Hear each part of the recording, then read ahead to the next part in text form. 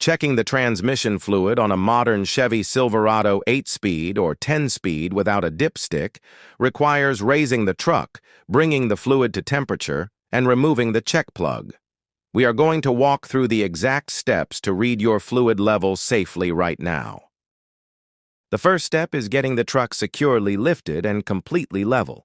Start the engine, cycle through all the gears with 3-second pauses, and return to park.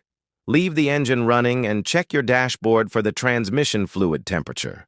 You need the fluid to be between 167 and 200 degrees Fahrenheit for an accurate reading.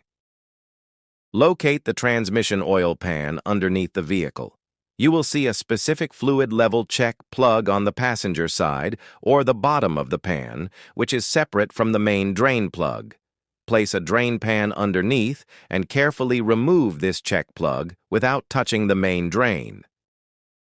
If a steady drip of fluid comes out of the check hole, your transmission fluid is at the perfect level.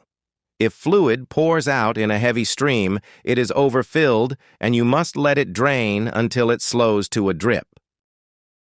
If nothing comes out at all, the fluid is low and needs to be topped off. Pump the correct Dexron fluid into the fill port higher up on the transmission case until it begins to drip from the check hole. Reinstall the check plug and tighten it to the factory specification before turning off the engine.